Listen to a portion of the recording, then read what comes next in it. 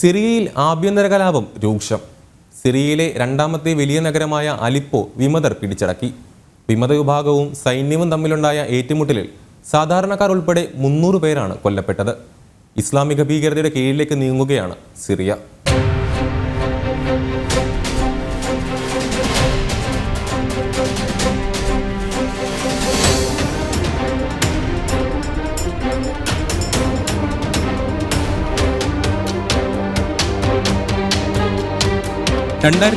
ശേഷം ആദ്യമായാണ് ഇത്രയും വലിയ വിമത മുന്നേറ്റം സിറിയയിലെ അലിപ്പോയിൽ ഉണ്ടായിരിക്കുന്നത്.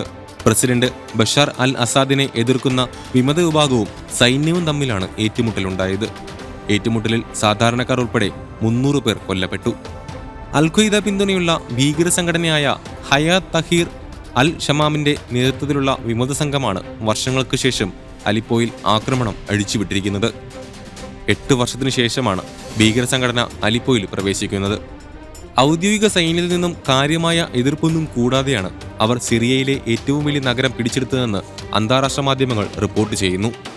ഭീകരരുടെ പിന്തുണയുള്ള വിമതർ വിമാനത്താവളവും തൊട്ടടുത്തുള്ള ചില പട്ടണങ്ങളും പിടിച്ചെടുത്തതായും റിപ്പോർട്ടുകളുണ്ട്. വിമതരെ ഒതുക്കുന്നതിനായി സിറിയയും റഷ്യയും അലിപ്പോയിൽ വ്യോമാക്രമണം ആരംഭിച്ചിരിക്കുകയാണ്. 2016 ശേഷം ആദ്യമായാണ് റഷ്യ അലിപ്പോയിൽ വ്യോമാക്രമണം നടത്തിയത്. തുർക്കിയുടെ പിന്തുണയുള്ള വിമതർക്കും തീവ്രവാദികൾക്കും എതിരെയായിരുന്നു ആക്രമണം. അയൽരാജ്യമായ ലെബനനിൽ വെടിനിർത്തൽ കരാർ വഴി സമാധാനം പുനഃസ്ഥാപിക്കപ്പെടുമ്പോഴാണ് സിറിയ അരാജകത്വത്തിലേക്ക് നീങ്ങുന്നത്. പ്രസിഡന്റ് ബഷർ അൽ അസാദിനെ എതിർക്കുന്ന വിമതർ നഗരത്തിന്റെ ഹൃദയഭാഗത്ത് പ്രവേശിച്ചതിന് പിന്നാലെ അലിപ്പോ വിമാനത്താവളം അടച്ചിട്ടു. വടക്കു പടിഞ്ഞാറൻ പ്രവിശ്യയായ ഇഡ്ബിലിൽ കുറച്ചു ദിവസങ്ങളായി സൈന്യവും സായുധ സംഘവും തമ്മിൽ ഏറ്റുമുട്ടൽ തുടരുകയാണ്. അലിപ്പോ നഗരത്തിന് സമീപമുള്ള നിരവധി പ്രദേശങ്ങളുടെ നിയന്ത്രണവും ഇവർ ഏറ്റെടുത്തതായാണ് വിവരം. ഇഡ്ബിൽ, അലിപ്പോ എന്നിവിടങ്ങളിലെ നിരവധി പട്ടണങ്ങളും ഗ്രാമങ്ങളും ഇപ്പോൾ വിമതരുടെ നിയന്ത്രണത്തിലാണ്. വിമത ഗ്രൂപ്പുകൾ നടത്തിയ ആക്രമണത്തിൽ 4 പേർ കൊല്ലപ്പെട്ടതായി സിറിയൻ സ്റ്റേറ്റ് മീഡിയ റിപ്പോർട്ട് ചെയ്തു.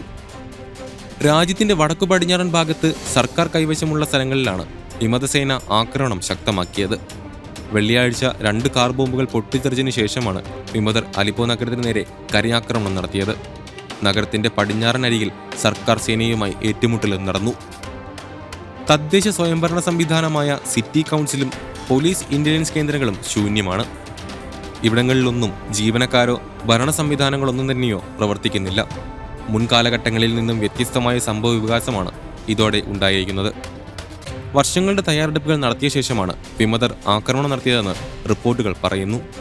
സംഘർഷങ്ങളിൽ നിന്നും വിട്ടുനിൽക്കാനുള്ള 2019 സമാധാന കരാർ കലാപകാരികൾ ലംഘിച്ചെന്ന് സിറിയൻ സൈന്യം ആരോപിച്ചു. 2020 ശേഷം മേഖലയിൽ നടക്കുന്ന വലിയ സായുധ കലാപമാണ് ഇത്.